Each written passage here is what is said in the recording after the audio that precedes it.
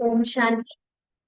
आज 5 जुलाई 2024 बाबा के महावाक्य है। बाबा ने कहा, मीठे बच्चे, हाँ जी बाबा, याद से ही बैटरी चार्ज होगी, शक्ति मिलेगी, आत्मा सतोप्रधान बनेगी। इसीलिए याद की यात्रा पर विशेष अटेंशन दो। तो पूरे ब्राह्मण जीवन के पुरुषार्थ के समय सबसे ज्यादा जो मायने रखती है जो बात या जो चीज, वो है आत्मिक अवस्था में बाबा को याद करना। क्योंकि एक वही रास्ता है जिससे आत्मा अपनी संपूर्ण स्थिति को अनुभव कर सकती है, और उसी से वो इस कलयुगी रूपी दुनिया की जो लास्ट का पार्ट है उससे फ्री रह सकती है, माना दुखों से फ्री रह सकती है। तो इसलिए बाबा खास याद की यात्रा पर विशेष अटेंशन देने के लिए कह रहे हैं। जैसे बाबा कहता है ना कि याद करो, तो जितना भी आप बार याद करते हो उतने बार बिंदी लगती जाती है। तो बिंदी लगने का अर्थ क्या होता है कि आपका वो एक एक सेकंड जो आत्मिक स्मृति या आत्मिक स्थिति में टिकने का होता है, उससे आपके टोटल टाइम जो हमें ब्राह्मण जीवन में मिला है, उस टोटल टाइम में वो ऐड होता जाता है। और इसीलिए बाबा ने हाईएस्ट पद किस चीज का है? वो हाईएस्ट पद है जिसकी सबसे ज्यादा बिंदियां लगी होगी, माना जिसको सबसे ज्यादा आत्मिक अवस्था की स्मृति होगी। तो हम सभी यहाँ पर जो बार बार बाबा को याद करने के लिए आत्मिक स्थिति में टिकते हैं, उससे हमारी बिंदी यानी हमारी कमाई बढ़ती है, यानी उससे हमारा जो टोटल टाइम पीरियड है पुरुषार्थ जीवन का आत्मिक स्थिति में स्थित होने का, वो बढ़ता जाता है। और उसी के बेस पर लास्ट में ये फाइनल होगा कि कौन अष्ट रतन है, कौन 108 है, कौन 16,108 है, और कौन प्रजा में जाते हैं। तो ये याद की यात्रा इतनी ज्यादा इम्पोर्टेंट है, इसलिए इस पर अटेंशन देना है। प्रश्न है, जिन बच्चों का प्यार एक बाप से है, उनकी निशानी क्या होगी? जिन बच्चों का प्यार एक बाप से है, उनकी निशानी क्या होगी? बाबा ने अपनी तरफ से आज 4 पॉइंट्स दिए हैं। हम उसके एक एक पॉइंट को लेंगे। बाबा ने उत्तर दिया कि यदि एक बाप से प्यार है तो बाप की नजर उन्हें निहाल कर देगी। इसका क्या अर्थ होता है, बाप की नजर उन्हें निहाल कर देगी? साकार ब्रह्मा बाबा के तन में जब शिव बाबा आते थे, तब तो बाबा साकारी रूप से दृष्टि देते थे, और उस दृष्टि से अनेकों को साक्षात्कार होते थे, ध्यान में चले जाते थे, या ऐसे कई उनकी स्मृतियां जाग जाती थी। फिर बाबा ने बाबा के चित्र भी रखे रहने लगे, है ना, सेंटर्स पर या जहां भी। तो कई बार कुछ कुछ, सबको नहीं लेकिन कुछ कुछ आत्माओं को उस फोटो में बाबा की दृष्टि देखते हुए, दृष्टि लेते हुए भी कुछ कुछ अनुभव होते हैं, तो वो भी बाबा के बन जाते हैं। लेकिन सबको ऐसा नहीं होता। तो फिर यहाँ पर बाबा ये बात किस पर्सपेक्टिव से कह रहा है कि बाप की नजर उन्हें निहाल कर देगी यदि एक बाप से प्यार है तो? यहाँ पर बाप की नजर का अर्थ है बाबा का दिया हुआ ज्ञान प्रकाश। जिसको बाबा से प्यार है उसको बाबा का जो ये ज्ञान प्रकाश है, यानी जो ज्ञान की पॉइंट्स हैं, जो ज्ञान से उनके दिव्य चक्षु खोलते जा रहे हैं, जो पहले चीजें समझ नहीं आती थी, दिखती नहीं थी, वो अब दिखना शुरू हो गई। दिखने का मतलब इन आंखों से दिखना नहीं, लेकिन समझ में आना, ना, दिव्य बुद्धि की आंखों से दिखना। तो वो चीजें जब उन्हें दिखने लगी ज्ञान की दृष्टि से, तो उन्हें निहाल कर दिया। निहाल का मतलब वो बाबा के बनते चले गए, है ना। तो जितना ज्यादा ज्ञान हमें क्लियर होता जाता है, क्लैरिटी बढ़ती जाती है, उतना ही हम बाबा से और भी अटैच्ड होते चले जाते हैं, बाबा के ज्यादा बाबा के प्रति समर्पित होने लगते हैं, माना फिर मन बुद्धि संस्कार भी हमारा बाप समान बनने लगता है। तो ये बाबा ने निशानी बताई। दूसरा, वे पूरा नष्टो मोहा होंगे। अब ये गीता का जो अध्याय है, 18 अध्याय, उसमें पहले और आखिरी में यही बात है, नष्टो मोह स्मृति लब्धा, है ना। तो स्मृति लब्धा है फर्स्ट चैप्टर से शुरुआत, यानी धीरे धीरे हम स्मृति को जैसे जैसे बढ़ाते जाते हैं कि मैं शरीर नहीं आत्मा हूँ, तो वैसे वैसे हमारा मोह भी नष्ट होने लगता है।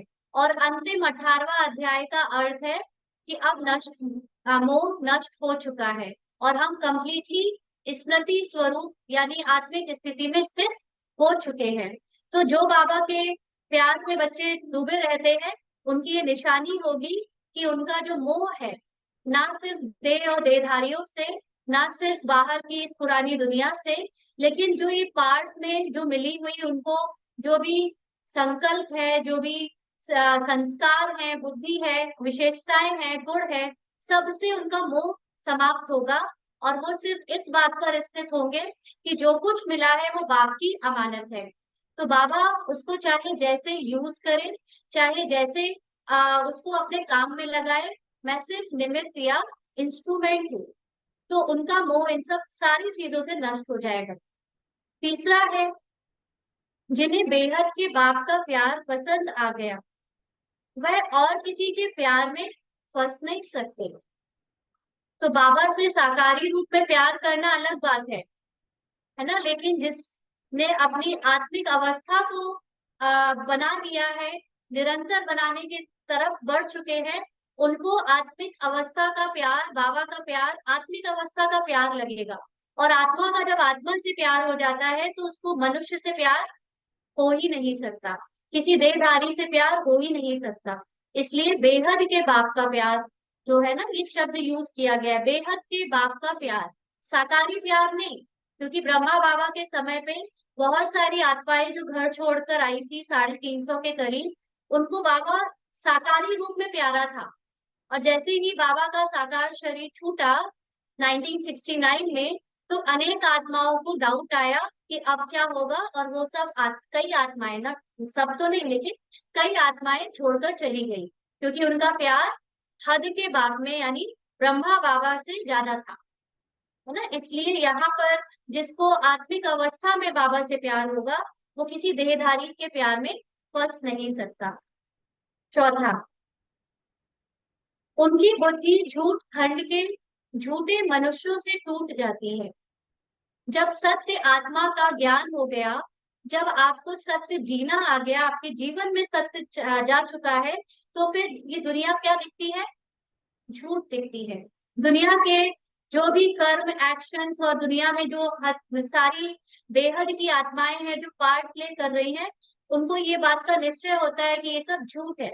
झूठ का मतलब विनाशी, है ना। जो चीज विनाश हो सकती है, बदलती रहती है, परिवर्तनशील है, वो तो झूठ ही है। एक सत्य ही होता है जो अपरिवर्तनशील होता है, जिसको बदला नहीं जा सकता, है ना। तो एक सत्य होता है और झूठ की तो कोई गिनती ही नहीं। इसलिए जो बच्चे अपने सत्य में टिकते हैं या बाबा से बहुत प्यार करते हैं, उनको इस झूठ खंड के झूठे मनुष्यों में कोई इंटरेस्ट नहीं होता। बाबा तुम्हें अभी ऐसा प्यार देते हैं जो अविनाशी बन जाता है। सतयुग में सतयुग में भी तुम आपस में बहुत प्यार से रहते हो। तो बाबा जो प्यार दे रहा है, अभी ये अविनाशी कैसे कहलाएगा? 84 जन्मों तक चलेगा? किस रूप में चलेगा? किस रूप में? इसका रूप कैसे दिखेगा फिर? क्योंकि 2500 वर्ष तक तो बाबा नहीं होगा, तो वो स्नेह किस रूप में दिखेगा? बाबा ने हमें जो आत्मिक रूप में प्यार सिखाया, अभी तो हम बाबा से प्यार करते हैं, ईश्वरी परिवार और पूरे विश्व की आत्माओं से ये समझकर प्यार करते हैं कि वो बाबा के बच्चे हैं। लेकिन सतयुग और त्रेता में तो ये ज्ञान नहीं होगा, लेकिन फिर भी स्नेह किस रूप में होता है? आत्मा का आत्मा के रूप में, यानी वहां पर चाहे प्रजा है चाहे राजा है, सब आपस में बहुत प्यार से रहते हैं। क्योंकि वो जो प्यार है, जो स्नेह है, वो उनका स्वाभाविक गुण बन जाता है। भले वहां भगवान का प्यार अनुभव नहीं होता, लेकिन वो गुण भगवान के समान हमारे अंदर आ जाता है, जिससे हम हर एक दो को अपने उस प्यार से स्मृति में रखकर अनुभव में ला सकते हैं। तो 2500 वर्ष तक वो प्यार चलता है। फिर बाद के 2500 वर्ष द्वापर से वो प्यार कैसे चलता है? हाँ, भक्ति में। भक्ति जब शुरू करते हैं द्वापर युग से, तो वही प्यार भगवान से हमें दोबारा हो जाता है। बस फर्क इतना होता है कि वो ज्ञान, हमें भगवान का परिचय नहीं पता होता, लेकिन प्यार तो शुद्ध ही रहता है ना। इंसान पहले क्या होता है, भगवान से शुद्ध प्यार होता है। धीरे धीरे भगवान जो है क्या बोलते हैं उसको, अनेक रूपों में हमें याद आने लगता है। व्यभिचारी भक्ति हो जाती है। फिर वो अनेक रूपों से कण कण में होने लगता है। फिर वो मनुष्यों से होने लगता है, तो उसका रूप भले ही क्वालिटी में खराब होता गया, गिरता गया, लेकिन वो रूप प्यार का आज तक इस दुनिया में कायम है। इसीलिए प्यार की आज सब लोग एक बात बोलते हैं कि प्यार से अच्छे अच्छे बदल जाते हैं, है ना। इसीलिए हॉस्पिटल में भी देखो, ग्रीन रंग रखते हैं, हर चीज ग्रीन कलर की क्यों दिखाते हैं? क्योंकि जो हरा कलर है वो प्यार की निशानी है, और जो नेचर है वो भी हरे कलर की होती है। अभी हरा, चारों तरफ हरियाली फैली हुई है ना। तो प्रकृति के हरे कलर से जब हम प्रकृति के साथ टाइम स्पेंड करते हैं, तो अच्छी अच्छी बीमारियां, चाहे वो मन की है चाहे वो शरीर की है, सब हील हो जाती है। तो इसलिए ये प्यार अविनाशी बन जाता है, जो प्यार इस समय बाबा हमें देता है। ओम शांति। बेहद के बाप का प्यार अभी एक ही बार तुम बच्चों को मिलता है, जिस प्यार को भक्ति में भी बहुत याद करते हैं। बाबा, बस आपका ही प्यार चाहिए। तुम माता पिता, हम बालक तेरे, तुम ही सब कुछ हो। एक से ही आधा कल्प के लिए प्यार मिलता है। तुम्हारे इस रूहानी प्यार की महिमा अपरंपार है। बाप की तुम बच्चों को शांति धाम का मालिक बनाते हैं। अभी तुम दुख धाम में हो, अशांति और दुख में सब चिल्लाते हैं।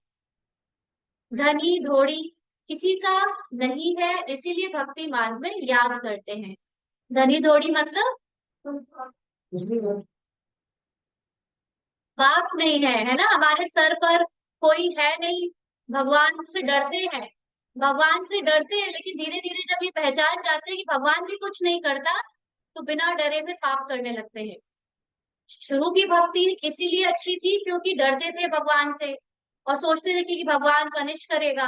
धीरे धीरे क्या हुआ, जन्म लेते लेते ऐसे चालाक चतुर मनुष्य हुए, तो उन्होंने देखा भगवान कुछ करता ही नहीं, चाहे कुछ भी बुरा कर दो चाहे कुछ भी पाप कर दो, कुछ फल नहीं मिलता, पापी और अच्छे होते जा रहे हैं। तो उन्होंने भगवान से डरना बंद कर दिया, माना कोई ऊपर नहीं है उनके देखने वाला, रोकने टोकने वाला।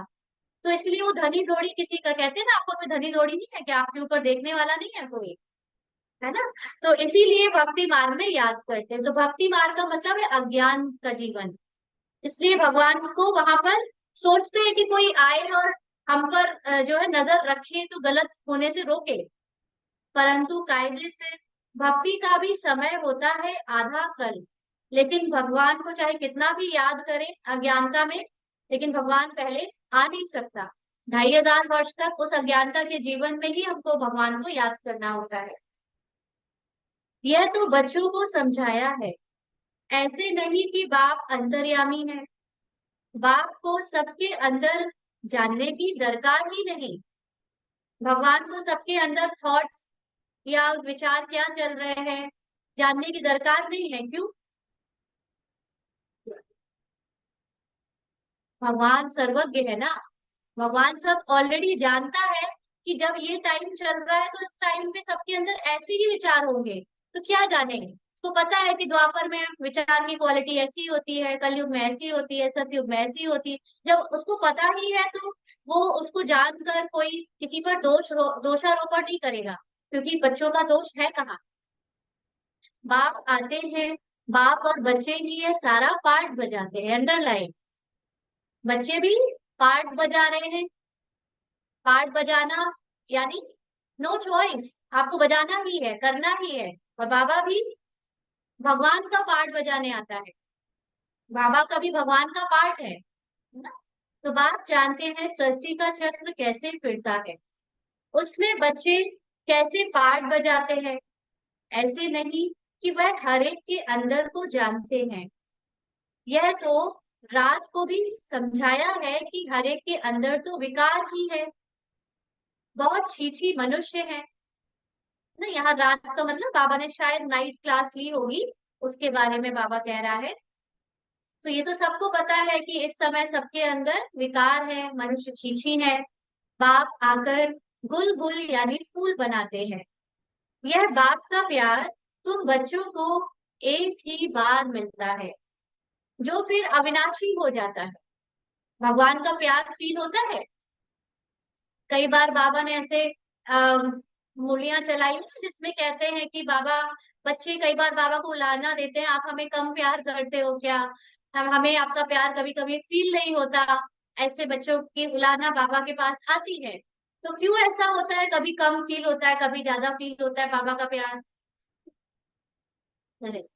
याद की कमी है ना, याद याद को खींचती है। जितना आप आत्मिक स्थिति में स्थित होगी तो चुंबक चुंबक को खींचेगा। तो अगर हम ही कम याद में है, देह भान में है, तो बाबा की याद नहीं टिकती है। तो इसीलिए बाबा कहते हैं कि ये बात या बाबा का प्यार एक ही बार मिलता है, जो फिर अविनाशी बन जाता है। या वहां तुम एक दो से बहुत प्यार करते हो।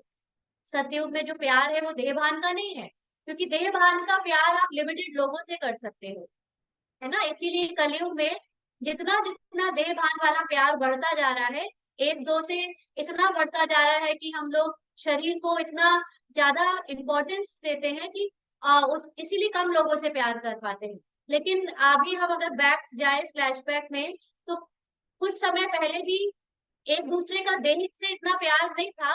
एक तरह से आत्मिक प्यार हुआ करता था, इसीलिए आत्मा का ज्ञान नहीं था, लेकिन कहीं ना कहीं वो प्यार कईयों से कर सकते थे, पूरे गांव से कर सकते थे ना। परिवार में इतनी बड़ी बड़ी एक्सटेंडेड फैमिलीज होती थी, कोई का भाई का बच्चा, दूर दूर के लोग आके रहते थे, सबसे प्यार होता था। लेकिन जैसे जैसे ये प्यार एक दो से ज्यादा होता जा रहा है, वो कम होता जा रहा है। तो सतयुग में वहां पर सभी, या चाहे वो प्रजा है चाहे वो महाराजा महारानी है, सब आपस में बहुत प्यार से रहते हैं। अभी तुम मोहजीत बन रहे हो। और प्यार और मोह में क्या अंतर है, या क्या रिलेशन है? ये तो अंतर है, और इसका रिलेशन ये है कि मोह जितना ज्यादा होगा, उतना कम लोगों से हम प्यार कर पाएंगे, उतना कम आत्माओं से प्यार हो पाएगा। मोह कम होगा तो हम ज्यादा आत्माओं से प्यार कर पाएंगे। कौन सा प्यार? आत्मिक प्यार। मोह है देह भान, और प्यार है आत्मिक प्यार। तो इस समय हम वही मोह को जीत रहे हैं। सतयुगी राज्य को मोह जीत राजा रानी तथा प्रजा का राज्य कहा जाता है। वहां कभी कोई रोते नहीं। कोई शरीर छोड़ देता है तो कोई रोते नहीं, दुख का नाम नहीं। तुम बच्चे जानते हो, बरोबर भारत में हेल्थ वेल्थ और हैप्पीनेस था, अब नहीं है, क्योंकि अभी रावण राज्य है। इसमें सब दुख भोगते हैं, फिर बाप को याद करते हैं कि आकर सुख शांति दो, रहम करो। बेहद का बाप है रहम दिल। रावण है बेरहम करने वाला, दुख का रास्ता बताने वाला ना। रावण देखता है कि रावण का मतलब कोई इंसान से नहीं, लेकिन रावण क्या है, कोई चैतन्य शक्ति है क्या रावण? विकार है। लेकिन बाबा जब मुरली सुनाता है तो रावण को एक कैरेक्टर के रूप में दर्शाता है ना, कि रावण बेरहम है। तो इसी कैरेक्टर को ज्ञान में लोग, जो ज्ञान में बाबा ने कैरेक्टर के रूप में समझाया, उसको भक्ति में उन्होंने सच में ही एक किरदार बना दिया। ये अंतर हो जाता है ना। बाबा ज्ञान को जो समझाने के लिए कुछ उदाहरण के रूप में लेता है, और भक्ति में उसको एक पूरी कहानी और रियल कैरेक्टर बना देते हैं। तो बेरहम मतलब जब आत्माएं एक दुखी होती जाती हैं विकारों वश, तो भी किसी को एक दूसरे में तरस नहीं आता कि विकार छोड़े। दुख का रास्ता और बढ़ता जाता है। सब मनुष्य दुख के रास्ते पर चलते हैं। सबसे बड़े से बड़ा दुख देने वाला है काम विकार। इसलिए बाप कहते हैं, मीठे मीठे बच्चों, काम विकार पर जीत पहनो, तो जगत जीत बनेंगे। काम विकार दोनों आ जाता है, कामनाएं भी और काम वासनाएं भी। इन लक्ष्मी नारायण को जगत जीत कहेंगे ना। तुम्हारे सामने एक ऑब्जेक्ट खड़ी है। मंदिरों में भले जाते हैं, परंतु उनकी बायोग्राफी कुछ नहीं जानते। जैसे गुड़ियों की पूजा होती है, देवियों की पूजा करते हैं, रच कर खूब श्रृंगार कराकर भोग आदि लगाते हैं, परंतु वह देवियां तो कुछ भी खाती नहीं। खा जाते हैं ब्राह्मण लोग। बाबा भी कुछ खाता है क्या? आत्मा भी कुछ खाती है क्या? ना बाबा भोगता है, ना आत्मा भोगती, दोनों अभोक्ता है ना।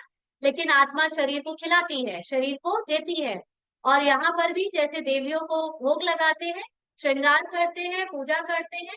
बाबा कहते हैं ये क्या हो गया कि उनकी उनको क्रिएट किया और फिर पालना करी। तो क्रिएट कर फिर पालना कर विनाश कर देते हैं। क्या करते हैं फिर देवियों को? उसको क्या बोलते हैं? विसर्जन कर देते हैं। इसको कहा जाता है अंधश्रद्धा। सतयुग में यह बातें होती नहीं। यह सब रस्म रिवाज निकलती है कलयुग में। तुम पहले पहले एक शिव बाबा की पूजा करते हो, जिसको अव्यभिचारी राइटियस पूजा कहा जाता है। पूजा भी, पूजा का मतलब क्या है? अपने से श्रेष्ठ किसी को सामने रखकर उसके प्रति रिस्पेक्ट पे करना। श्रद्धा, श्रद्धा में तो फिर भी मिलावट आ जाती है, लेकिन अपने से श्रेष्ठ जो सबसे ज्यादा राइटियस तरह की पूजा है वो क्या है? श्रद्धा तो हम लोग ऐसे भी कहते हैं ना कि हमारी इस बात में श्रद्धा है। हाँ, श्रद्धा बिलीफ है, श्रद्धा का मतलब बिलीफ होना। हाँ, बट उस चीज की पूजा करना है, नहीं होती मिलावट। अच्छा, तो भगवान के प्रति श्रद्धा या दूसरी चीजों के प्रति श्रद्धा ये अलग। श्रद्धा मतलब होता है, अगर आप उसकी वोकैबलरी वाली मीनिंग देखोगे तो भावना, फीलिंग, है ना। पूजा का मतलब होता है, श्रद्धा और पूजा में अंतर है। पूजा का मतलब है कि कोई हमसे श्रेष्ठ है और हम उसको उस श्रेष्ठता की रिस्पेक्ट दे रहे हैं। तो ये सबसे राइट फॉर्म ऑफ पूजा है कि जब हम शिव बाबा की पूजा करते थे, तब द्वापर युग की शुरुआत में। फिर होती है व्यभिचारी पूजा, और उसके बाद तो हमने धीरे धीरे अनेकों की पूजा करना शुरू कर दिया। बाबा अक्षर कहने से ही परिवार की खुशबू आती है ना। बाबा इसीलिए अपने लिए भगवान या ईश्वर शब्द से हटकर बाबा शब्द कहलवाता है कि एक फैमिली की यहाँ पर फीलिंग आए। तुम भी कहते हो ना, तुम मात पिता हम बालक तेरे। तुम्हारे इस ज्ञान देने की कृपा से हमको सुख घनेरे मिलते हैं।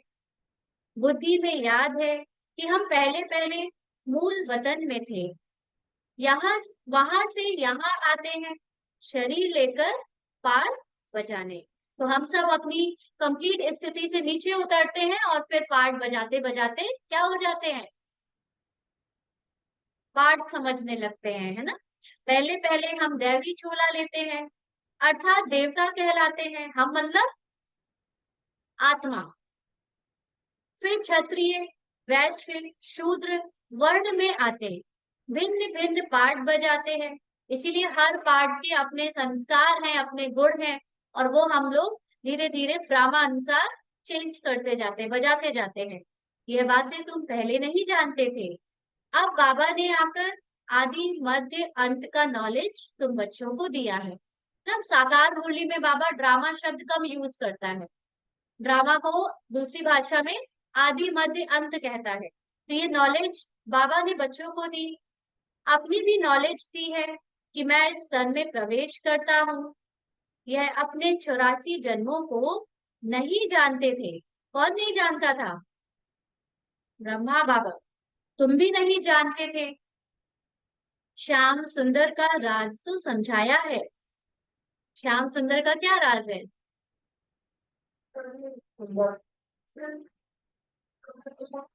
किसको श्याम कहते हैं? कृष्ण को। जो काला या सांवले रूप में दिखाया वो श्याम, और जो सुंदर यानी जो व्हाइट रूप में दिखाया वो सुंदर। तो क्या अंतर है दोनों के? राज में क्या है कि जब विकार निर्विकारी होते हैं, है ना, वो आत्मा जब निर्विकारी का पार्ट बजाती है तो वो कृष्ण है, श्री कृष्ण है, सुंदर है। और वही आत्मा जब विकारों में आकर पार्ट बजाती है, पार्ट बदल जाता है, नाम चेंज हो जाता है, तो वो क्या हो जाती है? श्याम हो जाती है। यह श्री कृष्ण है नई दुनिया का पहला प्रिंस और राधे सेकंड नंबर में।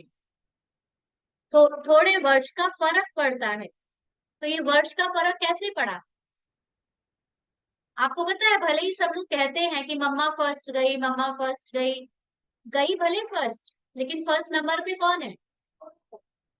ब्रह्मा बाबा। तो ब्रह्मा बाबा के पुरुषार्थ में और मम्मा के पुरुषार्थ में क्या अंतर आया?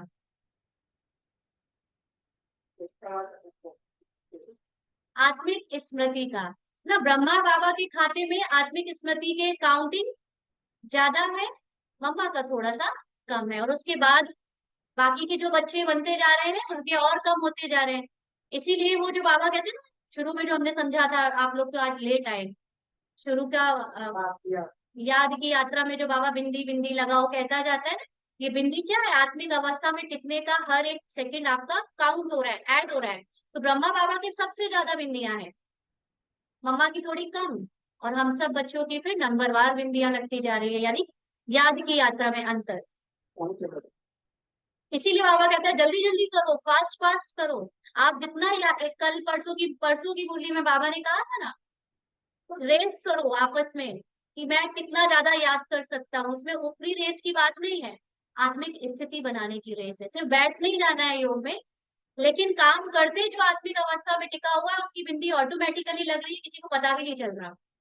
ऐसी गुप्त बिंदियां लगती है ना। तो बाबा कहते हैं थोड़े वर्ष का फर्क पड़ता है मम्मा और बाबा के, श्री कृष्ण और राधे के रूप में जन्म लेने में। सृष्टि के आदि में इनको पहले नंबर में कहा जाता है, इसलिए ही श्री कृष्ण को सब प्यार करते हैं। इनको ही श्याम और सुंदर कहा जाता है। स्वर्ग में तो सब सुंदर ही थे। अभी स्वर्ग कहाँ है? सुंदर का मतलब शरीर भी पवित्र तो आत्मा भी पवित्र, सतो प्रधान, 16 कला संपूर्ण। अभी स्वर्ग कहाँ है? चक्र फिरता रहता है। ऐसे नहीं कि समुद्र के नीचे चले जाते हैं। दिखाया ना वो, अ, द्वारका पूरी डूब गई। ऐसा नहीं है कि वो कुछ पानी के नीचे चली गई, जैसे कहते हैं लंका द्वारिका नीचे चली गई। नहीं, यह चक्र फिरता रहता है। इस चक्र को जानने से तुम चक्रवर्ती, महाराजा, महारानी, विश्व के मालिक बनते हो। तो ड्रामा को जानने से महाराजा महारानी बनने में क्या रिलेशन है? ड्रामा का ज्ञान या आदि मध्य अंत का ज्ञान आपको महाराजा महारानी बनाने में या पद अच्छा पाने में क्या हेल्प करता है? कैसे हेल्प करता है?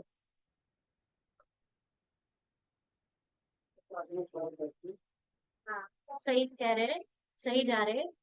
जैसे जितना ड्रामा का ज्ञान याद रहता है, आप हर समय ड्रामा के ज्ञान से फुल स्टॉप लगा लेते हो उस पार्ट को प्ले करते हुए, और आप आत्मिक स्थिति में स्थित होते चले जाते हो। और ड्रामा का ज्ञान कम होगा तो ये जो चल रहा है दुनिया में या पार्ट में या बीके पार्ट में, क्या, क्यों, कैसे, ऐसा वैसा, है ना, इंटरफेयर ये करते रहेंगे तो अपनी आत्मिक स्थिति नहीं बन पाएगी। इसीलिए दादिया और हमारे आदि रत्नों को ड्रामा पर बहुत निश्चय था। इसीलिए उनका पार्ट जो है बहुत फास्ट फास्ट हो गया ही नहीं, लेकिन पूछा गया, है ना। क्योंकि उनको तो बहुत टाइम मिला, 40 40 50 50 साल का। अब हम अंत में आने वालों को अगर फास्ट जाना है तो क्या करना पड़ेगा? वो कैसे बनेगी? ड्रामा को सामने रखकर। अब हमारे पास सिर्फ एक ही चाबी है, ड्रामा, तभी हम फास्ट जा सकते हैं ना?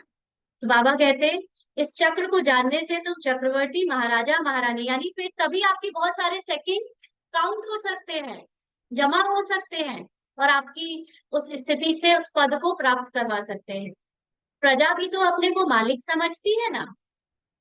घर में कोई 4 मेंबर भी रहते हैं, सब अपने को मालिक समझते हैं। ऐसे ही भारतवासी में चाहे वो गरीब है चाहे अमीर है, सब अपने को यहाँ का मालिक समझते हैं। तो सतयुग में भी प्रजा भी अपने को मालिक समझती है। इसलिए बाबा कहता है मैं तुम्हें स्वर्ग का मालिक बनाऊंगा। कहेंगे हमारा राज्य है, भारतवासी कहेंगे हमारा राज्य है। भारत नाम है, हिंदुस्तान नाम रॉन्ग है। वास्तव में आदि सनातन देवी देवता धर्म ही है, परंतु धर्म भ्रष्ट, कर्म भ्रष्ट होने के कारण अपने को देवता नहीं कह सकते। जैसे आपने उस दिन कहा था ना कि हम अभी भी क्यों पूजा करते हैं मंदिरों में जाके, क्योंकि अभी हमारे कर्म और धर्म हमको भ्रष्ट दिखते हैं। जब तक हम उनको मैच नहीं कर लेते तब तक हमें उनके समान लगेंगे नहीं। तो यहाँ पर ये ज्ञान क्या काफी नहीं है, प्रकाश काफी नहीं है कि आप थे पहले हो, आपने वो पार्ट बजाया है ना? तो जब वो पार्ट आपने बजाया है तो आपको ये स्मृति भी है कि हम वो थे, तो जरूर हमारे धर्म और कर्म दोनों श्रेष्ठ रहे हैं। तो उसी से वो स्मृति जब चली जाती है तो आप अपने आप को धर्म भ्रष्ट और कर्म भ्रष्ट समझने लगते हो। बाबा हमको यही याद दिलाने आया कि तुम्हारा कोई धर्म भ्रष्ट और कर्म भ्रष्ट नहीं है। तुमने सिर्फ पार्ट प्ले किया है भ्रष्टाचार का। अब अगर तुम उसको भूल जाओ, तुम्हारी श्रेष्ठ स्थिति बन जाएगी। तो बाबा कहते हैं यह भी ड्रामा की धुन है। नहीं तो बाप कैसे आकर फिर से देवी देवता धर्म की स्थापना करें?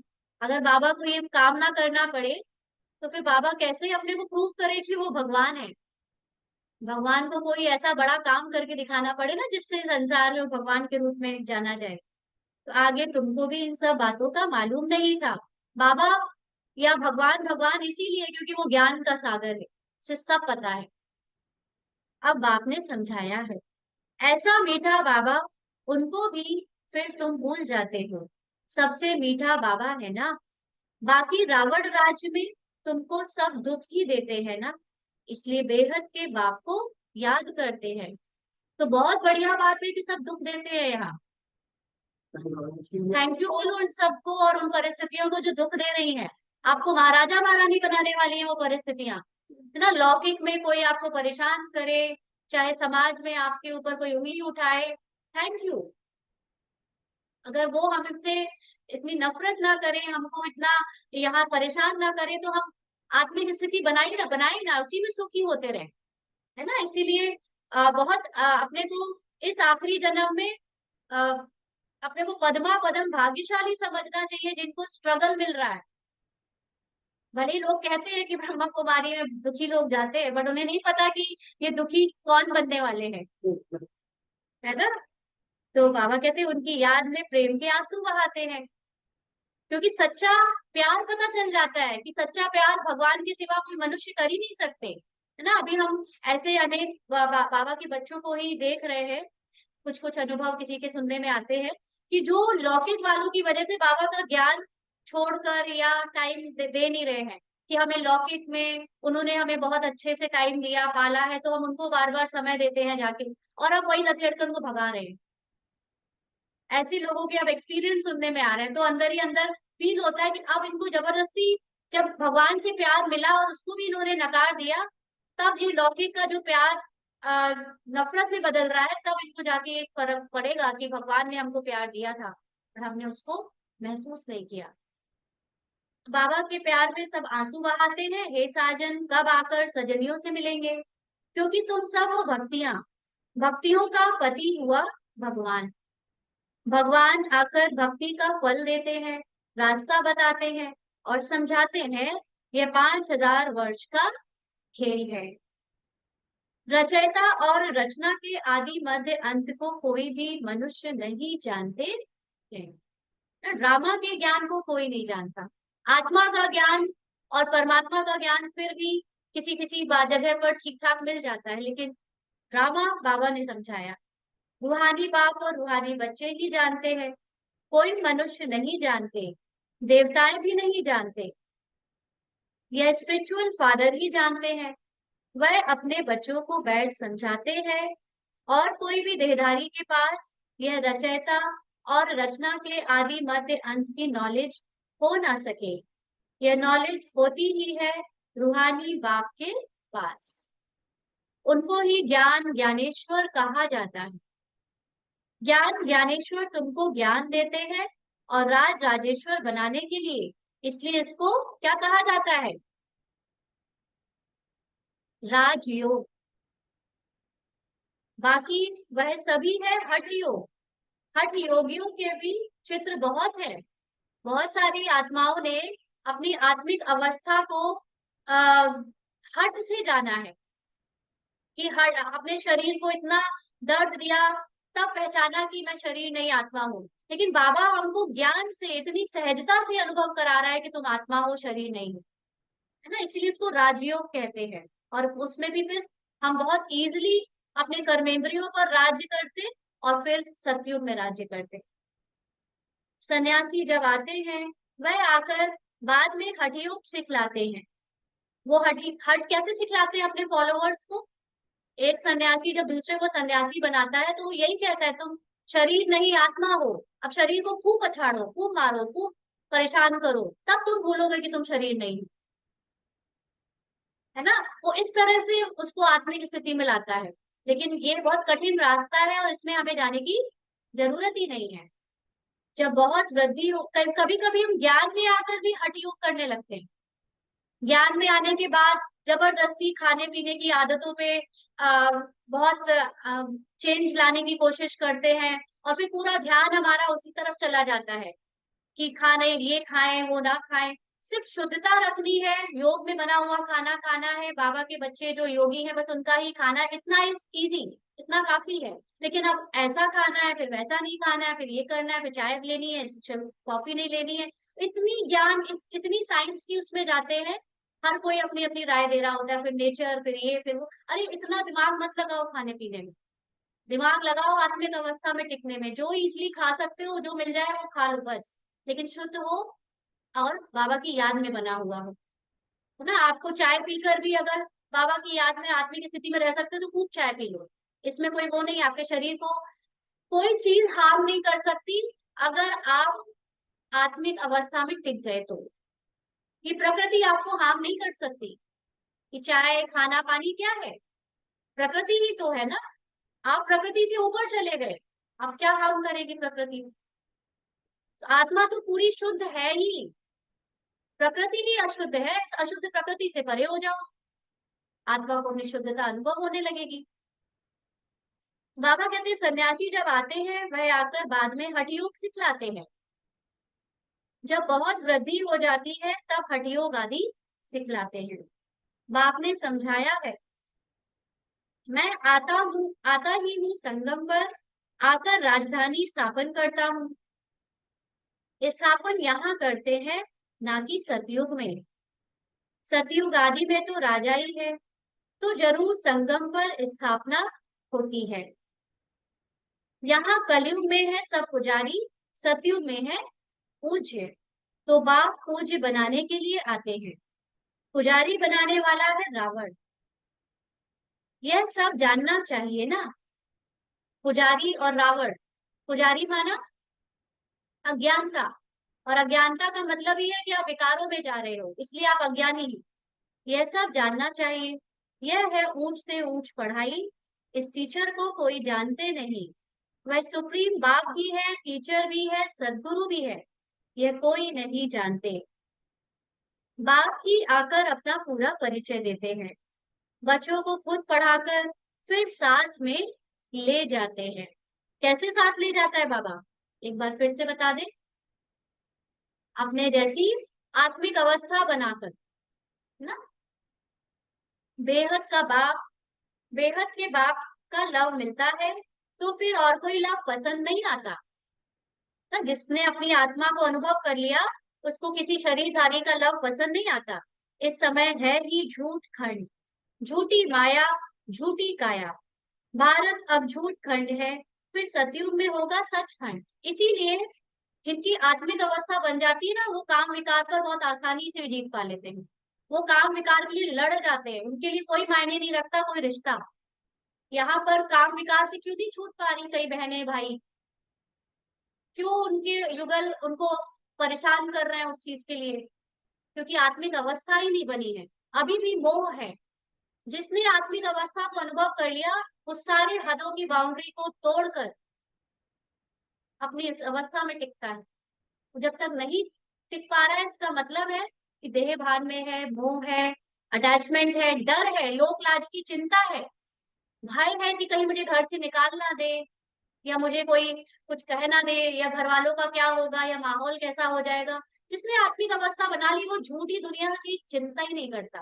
अरे चिल्लाए गाए कोई कुछ भी कहे तो कोई चिंता नहीं। आत्मिक अवस्था वाला बहुत ऊंचा चला जाता है इन सब चीजों से ना। इसीलिए फिर उनके लिए काम विकार तो बच्चों का खेल हो जाता है छोड़ना। तो बाबा कहते हैं इस समय है ही झूठ खंड, झूठी माया झूठी काया, भारत अब झूठ खंड है, फिर सतयुग में होगा सचखंड।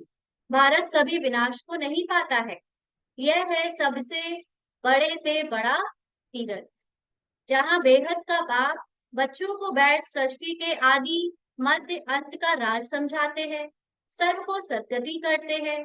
यह बहुत बड़ा तीरथ है, भारत की महिमा अपरंपार है, परंतु यह भी तुम समझ सकते हो। दूसरे धर्म वाले तो नहीं समझते भारत को तीरथ। अभी तो वो लोग कहाँ जेरूसलेम और उन सबको क्रिश्चियन और वो सब लड़ रहे हैं, यहूदी और मुसलमान एक ही जगह के लिए तीन लोग लड़ाई कर रहे हैं, है ना, मक्का मदीना वगैरह में। और यहाँ पर सिर्फ भारत के वासी ही तीरथ समझते हैं। लेकिन जो बाबा के बच्चे हैं वो असल में भारत को, चाहे वो मुसलमान धर्म के हैं, चाहे वो ईसाई के हैं, चाहे बौद्ध धर्म के हैं, वो सच में भारत को क्या समझते हैं? तीरथ। बाबा कहते हैं भारत है वंडर ऑफ वर्ल्ड, वह है माया के सात वंडर्स, ताजमहल और वो सब, है ना, वो सब क्या है? माया के वंडर्स हैं। ईश्वर का वंडर एक ही है, बाप एक, उनका वंडरफुल स्वर्ग भी एक है, उनको ही हेवन पैराडाइज कहते हैं। सच्चा सच्चा नाम एक ही है स्वर्ग, और यह है नर। ऑलराउंड चक्र तुम ब्राह्मण ही लगाते हो। ऑलराउंड चक्र का मतलब पूरे 84 जन्मों का चक्र बाबा के बच्चे ही लगाते हैं। हम सो ब्राह्मण सो देवता, चढ़ती कला और फिर उतरती कला, चढ़ती कला तेरे भाने सर्व का भला। क्या मतलब हुआ इस लाइन का? जब बाबा के बच्चों को ज्ञान मिलना शुरू हो जाता है, तो बाबा के बच्चे तो बहुत थोड़े से हैं। आज इस शहर में भी कितने बच्चे होंगे? ज्यादा से 400-500 बच्चे, ज्यादा से ज्यादा 1000 बच्चे। टाउन है ना, छोटी जगह है। तो लेकिन अगर उसमें से भी मात्र 100-200 बच्चे भी अपने पुरुषार्थ में अच्छे से हैं, उनकी वजह से बाकी अज्ञानियों का भी क्या होने लगता है? परिवर्तन होने लगता है ना। तो हमारे पुरुषार्थ में, हमारी आत्मिक अवस्था में टिकने से दूसरी आत्माएं भी अपने दुखों से मुक्त होने लगती है, तो सबका भला हो जाता है। भारतवासी ही चाहते हैं कि विश्व में शांति भी हो, सुख भी हो। स्वर्ग में तो है ही सुख, दुख का नाम नहीं, उनको कहा जाता है ईश्वरीय राज्य। सतयुग में सूर्यवंशी, फिर सेकंड ग्रेड में है चंद्रवंशी, तुम हो आस्तिक और वह है नास्तिक। तुम धनी के बाप, तुम धनी के बन बाप से वर्षा लेने का पुरुषार्थ करते हो। अभी 1 मिनट के लिए सभी अपनी अशरीरी अवस्था में टिकेंगे और बाबा को याद।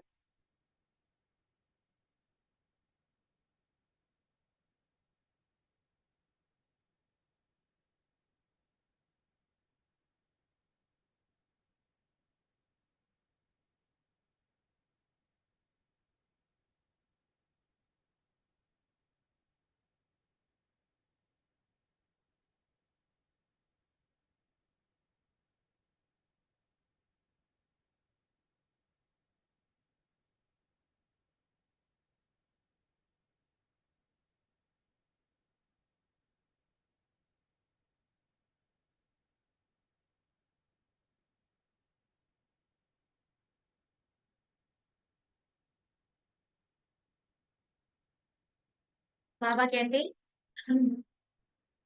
तुम्हारी माया के साथ गुप्त लड़ाई चलती है, माया के साथ गुप्त लड़ाई चलती है।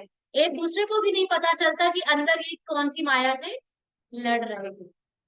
बाप आते हैं रात्रि को, रात्रि माना जब अज्ञान अंधेर विनाश का समय आ जाता है ना, कलयुग की अति हो जाती है, जब पाप की अधर्म की अति हो जाती है, तब बाप आते हैं। शिवरात्रि है ना, इसीलिए उसको रात्रि बोला है, शिव के अवतरण को। परंतु शिव की रात्रि का भी अर्थ नहीं समझते। ब्रह्मा की रात पूरी होती है, यानी ब्रह्मा के दुख के दिन, ब्रह्मा मतलब ब्रह्मा का पार्ट बजाने वाली आत्मा के जब दुख के दिन, अज्ञानता के दिन पूरे होते हैं, तब दिन शुरू होता है, तब वो ब्रह्मा बनते हैं। वह कहते हैं श्री कृष्ण भगवान वाच, यह तो है शिव भगवान वाच। अब राइट कौन? कौन राइट? शिव भगवान वाच या श्री कृष्ण भगवान वाच? बताइए, आपका आंसर नहीं आया। शिव भगवानुवाच, ये श्री कृष्ण भगवानुवाच सही है। इतने दिन की पढ़ाई सब बर्बाद कर दी। भगवान कौन है, श्री कृष्ण या शिव? तो फिर श्री कृष्ण के साथ भगवानुवाच कैसे लग सकता है? श्री कृष्ण तो फर्स्ट देवता है, सत्यों के फर्स्ट प्रिंस है। शिव है ना सबका परमात्मा, पिता तो शिव है ना सबका। कृष्ण का भी पिता शिव है, राम का भी पिता शिव है, हनुमान का भी पिता शिव है। तो जब पिता एक ही है और भगवान एक ही है तो वही भगवान हुआ ना, उसी का भगवानुवाच राइट हुआ। सबको भगवान नहीं कह सकते, वो अलग बात। देवताओं में मतलब जब हम मनुष्य रूप में नीचे उतरती है आत्मा, तो जो पहला जन्म है वो श्री कृष्ण का सबसे ऊंचा है। As a human form, as a जीव, कृष्ण सबसे ऊंचे हैं। बट एज अ निराकार आत्मा, परमात्मा ही सबसे ऊंचा है ना। तो श्री कृष्ण पाठधारी है, इसीलिए वो पुनर्जन्म में आ जाते हैं। और पुनर्जन्म वाली चीज पुरानी तो होगी ही, उसकी कलाएं तो कम होंगी ही। हाँ, जब उसमें वो होता है जो ऐसे जो है वो प्रणाम करते हैं। हाँ, उनको भगवान इसलिए कहते हैं कि इज इक्वल टू गॉड। वो यहाँ पर भगवान के समान बनकर गई है वो आत्मा। और इसीलिए जब वो पहला जन्म लेती है तो वो चाहे कृष्ण के रूप में चाहे बड़े में नारायण के रूप में, दोनों ही रूप में उसके अंदर शक्तियां as a human form equal to बाबा है। अब वहां पे शक्तियों की जरूरत नहीं पड़ती, तो वो गुण के रूप में हो जाती है। शक्ति और गुण, यहाँ हमें शक्तियां चाहिए। शक्ति किस चीज के लिए चाहिए होती है? पावर। शक्ति माने पावर। पावर चाहिए कोई परिवर्तन करने के लिए। कोई भी, आपको ये उठाना है लैपटॉप ऊपर, तो पावर चाहिए, शक्ति चाहिए। लेकिन अगर जो, और गुण कब कहलाता है वो? जब उसको यूज नहीं करना होता बट वो मेरे अंदर है। अब कृष्ण बनने के बाद या देवता बनने के बाद वो पावर को यूज ही नहीं करना पड़ता। अब आप लोग कहोगे वो माइथोलॉजिकल कहानियां जिसमें कंस के ऊपर पावर यूज करी या रामायण के ऊपर, तो बाबा का ज्ञान और सत्य ज्ञान यही है ना कि सत्युग और त्रेता में ऐसी कोई अगेंस्ट वाली पावर है ही नहीं, असुर है ही नहीं जिसके ऊपर लड़ाई लड़ी जाए, कोई विकार ही नहीं है। इसलिए वो शक्तियां वहां यूज नहीं होती है, तो गुण के रूप में रहती हैं। तो वो भगवान के बराबर होती है, इसलिए इनको भगवती और भगवान कहते हैं, है ना। बट भगवान जो असली में परमात्मा है वो तो एक ही है। श्री शिव भगवानुवाच। अब राइट कौन? श्री कृष्ण तो पूरे 84 जन्म लेते हैं।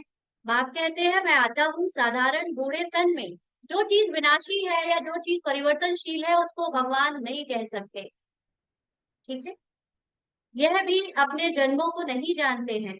बहुत जन्मों के अंत में जब पतित बन जाते हैं तो पतित सृष्टि पतित राज्य में आता हूँ। अब देखो, जब ये बात बोली ना, जो चीज परिवर्तनशील है और विनाशी है उसको भगवान नहीं कह सकते।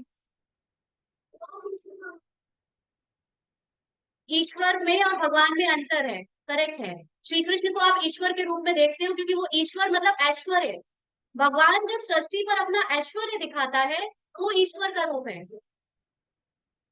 हाँ, लॉर्ड, इसलिए कृष्ण के सामने लॉर्ड लगाते हैं। गॉड एक है, गॉड एक है, करेक्ट है। इसे लॉर्ड रामा, लॉर्ड कृष्णा कह सकते हैं, लेकिन लॉर्ड शिव नहीं कह सकते। तो यहाँ पर जो ये बात है ना कि आत्मा, हम सभी जो ये पुरुषार्थ कर रहे हैं, ये अपनी आत्मा को जान तो लिया है, अभी टिक नहीं पा रहे हैं। जिस दिन आत्मा को मान लिया और उसको मानकर चलने लगे, आप भी भगवान के बराबर बन गए। और इसीलिए फिर कहा गया भगवान और बाप और बच्चे आप समान, बाप समान। हम अभी पार्ट में हैं इसलिए हम विनाशी कह रहे हैं, परिवर्तनशील कह रहे हैं, लेकिन एकदम इससे डिटैच हो जाओ, आप इक्वल टू गॉड। हम भगवान नहीं है बट इक्वल टू गॉड, भगवान के बराबर है। तो बाबा कहते बहुत जन्मों के अंत में जब पतित बन जाते हैं तो पतित सृष्टि पतित राज्य में आता हूँ। पतित दुनिया में अनेक राज्य, पावन दुनिया में होता है एक राज्य। हिसाब है ना। भक्ति मार्ग में जब बहुत नौधा भक्ति करते हैं, सिर काटने पर आ जाते हैं, तब उनकी मनोकामना पूरी होती है। बाकी उसमें रखा कुछ भी नहीं है। उसको कहा जाता है नौधा भक्ति। जब से रावण राज्य शुरू होता है तब से भक्ति के कर्मकांड की बातें मनुष्य पढ़ते पढ़ते नीचे आ जाते हैं। कहते हैं व्यास भगवान ने शास्त्र बनाए, क्या क्या बैठ लिखा है। अब शुरुआत में ये कर्मकांड क्यों शुरू हुए थे भक्ति मार्ग में? जब मनुष्य की, क्या बोला, जब मनुष्य विकारों में जाने लगा ना, उसकी शक्तियां कम होने लगी, उसको वापस अपनी शक्तियों को लेने के लिए उसने कर्म कांड शुरू किए। और कर्म कांड के द्वारा सोचा कि शक्तियां वापस आ जाएंगी, लेकिन ये कभी सोचा ही नहीं कि कर्म कांड तो हमें और ही विकारों में फेंक रहे हैं। आज आप शादी करते हो तो कितने कर्म कांड करते हो, लेकिन वो विकार नहीं छोड़ रहे हो, और शादी के लिए भगवान का आवाहन कर रहे हो। उल्टा ही कर रहे हो अज्ञानतावश, और ही दूर होते जा रहे हो अपनी सत्य से। हाँ, इसीलिए कर्म कांड से और नीचे उतरते जाते हैं। तो जिसको ज्ञान हो गया उसको कर्मकांड की जरूरत कहाँ। तो बाबा कहते हैं व्यास भगवान ने शास्त्र बनाए, क्या क्या बैठ लिखा है। तो शास्त्र पढ़ते ही तो नीचे गिर रहे थे हम लोग। भक्ति और ज्ञान का राज अभी तुम बच्चों ने समझा है, सीढ़ी और झाड़ में यह अब समझानी है। तो भक्ति है अज्ञानता, और ज्ञान तो प्रकाश है जो आत्मा को उसका सत्य स्वरूप दिखा देता है। उसमें 84 जन्म भी दिखाए हैं। सब तो 84 जन्म नहीं लेते हैं, जो शुरू में आए होंगे वही पूरे 84 जन्म लेंगे। यह नॉलेज तुमको अभी ही मिलती है, फिर सोर्स ऑफ इनकम हो जाती है। इस लाइन पे जोर दें, ये नॉलेज आपकी सोर्स ऑफ इनकम कैसे बनती है? लौकिक की नॉलेज तो सबको पता है कि जितनी अच्छी पढ़ाई की होगी, जितना आपको ज्ञान होगा, उतने अच्छे आप उसका काम करोगे। जैसे बिजली वाले के पास जितना बिजली का ज्ञान होगा, उतना ज्यादा वो सक्सेसफुल होगा अपने उस काम में। ऐसे ही जो इंजीनियर होगा वो जितना ज्ञान रखेगा उतना ज्यादा सक्सेसफुल होगा। यहाँ पर ये वाले ज्ञान से आपकी कमाई या सोर्स ऑफ इनकम कैसे बढ़ती है? पहली बात की ये सोर्स ऑफ इनकम धन की बात नहीं। धन, एक धन इसका रिजल्ट है, वो आपको अपने आप मिलता है। लेकिन आपको ये ज्ञान आपकी अवस्था में टिकाने के लिए बहुत जरूरी है। और जितना जितना ज्ञानी बनते जाते हैं उतनी आप आत्मिक अवस्था में टिकते जाते हो। और जितना आत्मिक अवस्था में टिकते जाओगे उतनी आपकी क्या है, बिंदी लगती जा रही है, कमाई बढ़ती जा रही है, यानी पद बढ़ता जा रहा है ना। इसीलिए इसको सोर्स ऑफ इनकम कहा जाता है। नॉलेज नहीं तो आप आत्मिक अवस्था में फिर हठ योग से ही जाओगे, और वो भी कंप्लीटली नहीं जा पाओगे। तो 21 जन्म कोई अप्राप्त वस्तु नहीं रहती जिसकी प्राप्ति के लिए पुरुषार्थ करना पड़े। उसको कहा जाता है बाप का एक ही स्वर्ग है, वंडर ऑफ दी वर्ल्ड। नाम ही है बाबा के वंडर ऑफ दी वर्ल्ड का क्या नाम है? पैराडाइज, स्वर्ग, सतयुग। उनका बाप मालिक बनाते हैं, वह तो सिर्फ वंडर्स दिखाते हैं ना। लोग यहाँ पर पूरा यूरोप और पूरा वर्ल्ड का टूर मारते हैं कि हम 7 वंडर देखकर आएंगे, और आपको बैठे बैठे बाबा यहाँ पे सबसे बड़े वंडर का मालिक बना रहा है। परंतु तुमको तो बाप उसका मालिक बनाते हैं। इसलिए अब बाप कहते हैं निरंतर, निरंतर मुझे याद करो। ब्रह्मा बाबा को मैच करो। ब्रह्मा बाबा निरंतर वाले हैं, अब हम लोग उनको मैच करें। सिमर सिमर सुख पाओ, कलय कलेश मिटे सब तन के, जीवन मुक्ति पद पाओ। पवित्र बनने के लिए याद की यात्रा भी बहुत जरूरी है। मन मना भव तो फिर अंत मति सो गति हो जाएगी। गति यानी आपका एंड तक याद की यात्रा, क्योंकि जिसने यहाँ पर आत्मिक अवस्था को कंप्लीटली अनुभव कर लिया है, अंत में भी वो उसी स्मृति के साथ शरीर छोड़ेगा ना, शरीर भान के साथ नहीं छोड़ेगा, और फिर उसी से उसकी गति यानी देवता पद मिलेगा उसको। गति कहा जाता है शांति धाम को, सदगति होती है यहाँ। सदगति के अगेंस्ट होती है दुर्गति।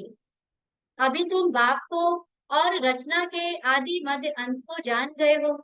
तुमको बाप का लव मिलता है। बाप का लव हमें किस रूप में मिलता है? हाँ, ज्ञान के रूप में, ज्ञान के रूप में। अब देखो बाबा के घर में भी दो तरह की आत्माएं हैं, है तो अनेक तरह की, लेकिन बाबा से एक वैसी भावना से प्यार करने वाली आत्माएं हैं, है ना, कि भावना है, भगवान है, मेरा पिता है, तो या तो इसलिए बहुत प्यार करते हैं। दूसरी है ज्ञान के रूप में बाबा से अटैच होना, है ना, तो जो ज्ञान से अटैच्ड है वो ऊंचा भी है, वो बाबा के करीब भी है, और वही बाबा को प्यारा भी लगता है। तो तुमको बाप का लव मिलता है। बाप नजर से निहाल कर देते हैं। नजर माना, शुरू में हमने बताया था, नजर का मतलब जो बाबा ज्ञान का प्रकाश देता है, टॉर्च दिखाता है ना, देखो अपने सत्य स्वरूप को, ये वो नजर है। और निहाल हो जाना माना जितना आप समर्पण हो जाना, वेरी गुड, जितना ज्ञान होता जाएगा आप समर्पित बुद्धि होते जाओगे। सम्मुख आकर ही नॉलेज सुनाएंगे ना, इसमें प्रेरणा की तो कोई बात ही नहीं। बाप डायरेक्शन देते हैं, ऐसे याद करने से शक्ति मिलेगी। जैसी बैटरी चार्ज होती है ना, यह मोटर है, इसकी बैटरी डल हो गई है, किसकी? अब सर्वशक्तिवान बाप के साथ बुद्धि का योग लगाने से फिर तुम तमो प्रधान से सतो प्रधान बन जाएंगे। बैटरी चार्ज हो जाएगी। बाप ही आकर सबकी बैटरी चार्ज करते हैं। सर्वशक्तिवान बाबा की चार्जिंग का करंट क्या है, और याद का आधार क्या है? ज्ञान, है ना, ज्ञान से ही याद बढ़ती है। यह मीठी मीठी बातें बाप ही बैठ समझाते हैं। वह भक्ति के शास्त्र तो जन्म जन्मांतर पढ़ते आए हो। अब बाप सब धर्म वालों के लिए एक ही बात सुनाते हैं, कहते हैं अपने को आत्मा समझ, बाप को याद करो, तो तुम्हारे पाप कट जाएंगे। अब याद करना तुम बच्चों का काम है, इसमें मूंझने की तो बात ही नहीं है ना। याद को मेडिटेशन समझकर हम क्या समझते हैं कि बैठ कर करना पड़ेगा। यहाँ पर बैठकर भी करने के लिए नहीं, हम योगी बनने के लिए आए हैं, माना योगी जीवन शैली। हर सेकंड याद में या आत्मिक स्थिति में स्थित होना ही क्या है, बाबा की याद है। अब याद करना तुम बच्चों का काम है, इसमें मूलने की बात नहीं। पतित पावन एक बाप ही है, फिर पावन बन सब घर चले जाएंगे। सबके लिए यह नॉलेज है, यह है सहज राजयोग और सहज ज्ञान। हट की तो कोई बात नहीं, फिजिकल एक्सरसाइज भी करते हो तो दर्द होता है शरीर में। यहाँ ज्ञान तो आप लोग आराम से हवा के नीचे बैठकर सुन रहे हो, कुर्सी में बैठे हो, कोई दर्द है? घर से भी ज्यादा सुख, है ना।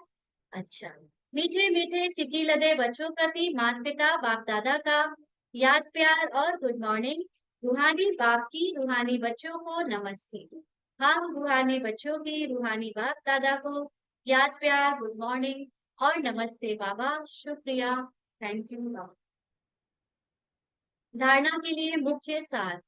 पहला पॉइंट, सर्वशक्तिवान बाप से अपना बुद्धि योग लगाकर बैटरी चार्ज करनी है। आत्मा को सतो प्रधान बनाना है।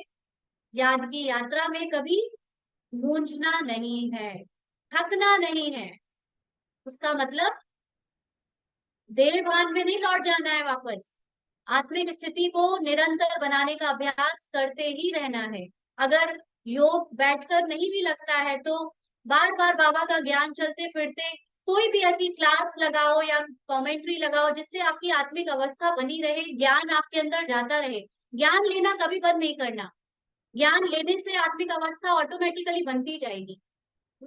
पढ़ाई पढ़कर अपने ऊपर आपे ही कृपा करनी है, ये पढ़ाई से ही कृपा होने वाली है। पढ़ाई में कमी तो योग में कमी, योग में कमी तो देह भान आपका मुक्त नहीं होगा और फिर सजाएं खानी पड़ेंगी। बाप समान प्यार का सागर बनना है। जैसे बाप का प्यार अविनाशी है, ऐसे सबसे अविनाशी सच्चा प्यार रखना है। प्यार हमारा सबसे कब बढ़ता है? जब ये ज्ञान हो जाता है कि हम सब एक ही तो है, बाबा के बच्चे एक ही तो है, सब तो प्यार बढ़ेगा। और अगर मेरा तेरा पराया में लगे रहेंगे, प्यार नहीं हो सकता। इसलिए मोह जीत बनना है। वरदान, महसूसता की शक्ति द्वारा मीठे अनुभव करने वाले सदा शक्तिशाली आत्मा भव। सभी कहेंगे महसूसता की शक्ति द्वारा मीठे अनुभव करने वाले सदा शक्तिशाली आत्मा भव। पिछले 2-3 दिनों से, शायद उससे भी ज्यादा, बाबा महसूसता के ऊपर बार बार वरदान या स्लोगन में ज्ञान चला सुना रहे हैं ना। महसूसता महसूसता, क्योंकि सारा काम यहाँ महसूसता का है। तो बाबा ने समझाया कि ये महसूसता की शक्ति बहुत मीठे अनुभव कराती है। कभी अपने को बाप के नूरे रतन आत्मा अर्थात नैनों में समाई हुई श्रेष्ठ बिंदु महसूस करो। इसका मतलब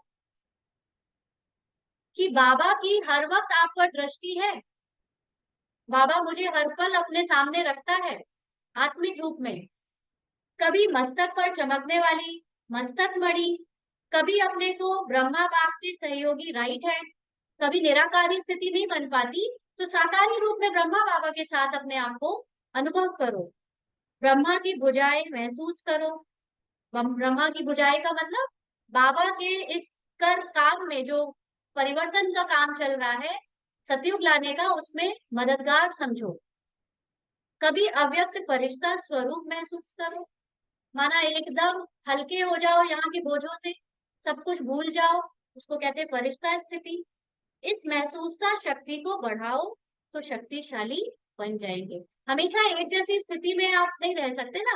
कभी फरिश्ते के रूप में रखो, कभी साकारी रूप में बाबा को देखो, कभी निराकारी में टिक जाओ, कभी बाबा से दूर रिहान करो, बातें करो। अलग अलग तरह से बाबा से अपना संपर्क साधे रहो, शक्तिशाली बन जाएंगे। फिर छोटा सा दाग भी स्पष्ट दिखाई देगा। किसका दाग? औरों का। ज्ञान होता जाएगा तो औरों का भी तो दिखाई देगा। अपना भी, लेकिन देखना किसका है? अपना। दूसरों का देखा उससे भी अपना कैसे दिखे? दूसरों के दाग को देख कर भी आप क्या कर सकते हो ऐसा जिससे आपका फायदा हो?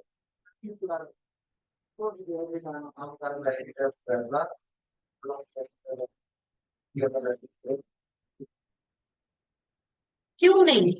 और ये तो ठीक है, ये तो हो गया साकारी रूप में।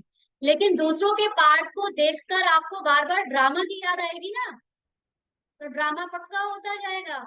जितना ड्रामा और ज्ञान पक्का होता जाएगा उतना आपका फायदा।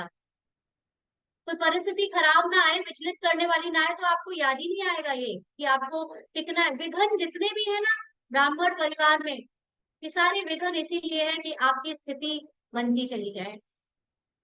तो इस महसूसता शक्ति को बढ़ाओ तो शक्तिशाली बन जाएंगे। छोटा सा दाग भी स्पष्ट दिखाई देगा और उसे परिवर्तन कर लेंगे। स्लोगन है, सर्व के दिल की दुआएं लेते चलो तो आपका पुरुषार्थ सहज हो जाएगा। तो सर्व की दुआएं या दिल की दुआएं कब मिलती है?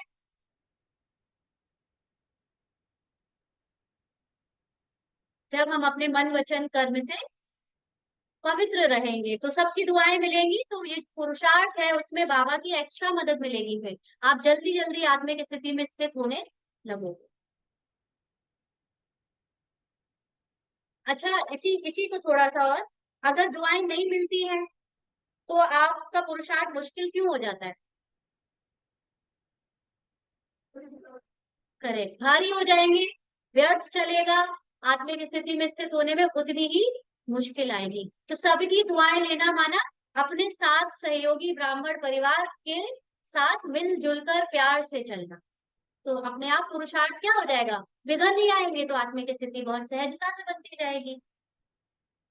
आज के अव्यक्त इशारे हैं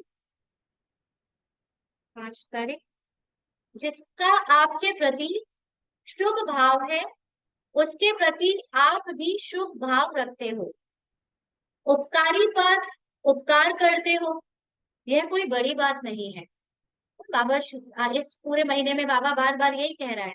लेकिन कोई आपको बार बार गिराने की कोशिश करे, आपके मन को डगमग करे, फिर भी आपको उसके प्रति सदा शुभ चिंतक का अचल अटल भाव हो। बात के कारण भावना बदले। भाव का मतलब अंदर से उसके प्रति भावनाएं आपकी खराब ना हो जाए।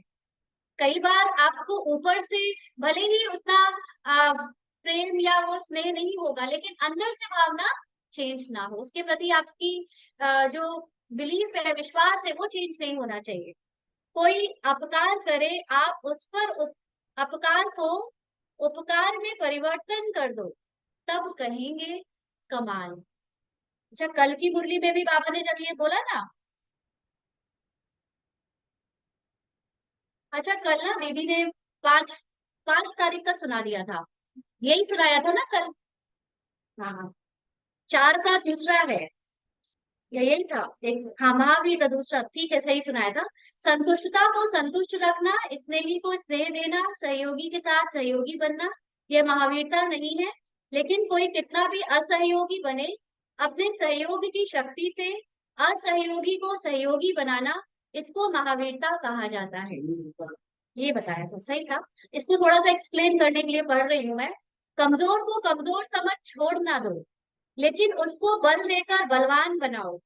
कमजोर को हाई जंप देने योग्य बनाओ, तब कहेंगे महावीर, अर्थात अथवा सब पर उपकार करने वाला। तो यहाँ पर कमजोरी की निशानी क्या होती है? कोई कमजोर है तभी तो अपकारी है ना। तो बाबा ने कहा जो आपका असहयोगी है, असहयोगी का मतलब बाबा का ज्ञान भी क्या? नहीं, ज्ञान में तो ज्ञान वाले भी असहयोगी बनते हैं ना। बाबा के परिवार में भी ऐसे कई बार बच्चे होते हैं जो नहीं देते सहयोग, हो गई आपस में कुछ लड़ाई झगड़ा हो गया, मनमुटाव, देभान में है, नहीं दे रहे, तो वो असहयोगी को सहयोगी आप कैसे बना सकते हो? पहले तो उसको सहयोग देना है। अब ऊपरी रूप से सहयोग नहीं देना, उसको जरूरत ही नहीं है आपके सहयोग की ऊपर से। उसको सहयोग तब मिलेगा जब आप उसकी अनादि स्थिति में, आत्मिक स्थिति में उसको देखोगे, उसके संपूर्ण रूप में देखोगे, उसके पार्ट को नहीं देखोगे। तो जब आप उसके अनादि स्वरूप में उसको देखते हो, सतो प्रधान स्थिति में देखते हो, उस आत्मा को आपसे एक हेल्प मिलती है, वाइब्रेशंस मिलती है कि वो अपने ड्रामा के इस हार्श पार्ट को छोड़ सके, मुक्त हो सके। और जितना जितना हम उसको इस बात में सहयोग करेंगे, वो अपने लिए आत्मिक स्थिति नहीं बनाने में सक्षम है, लेकिन जो पावरफुल आत्मा है वो उसको उस रूप में देखती जाएगी, तो वो उसको मदद करेगी कि वो अपनी आत्मिक स्थिति के करीब पहुंचता जाएगा। और इस सहयोग से वो आगे चलकर आपका सहयोगी बन जाएगा, क्योंकि उसका हार्श जो आ, चल रहा था असहयोग का पार्ट, वो ओवर हो जाएगा। आया समझ? नहीं, सर यहाँ पर देहभान से आत्मिक स्थिति में ले जाकर उसको मदद करने की जरूरत है, जिससे फिर वो आपके फिजिकली आपको मदद कर सके। चलिए, ओम शांति।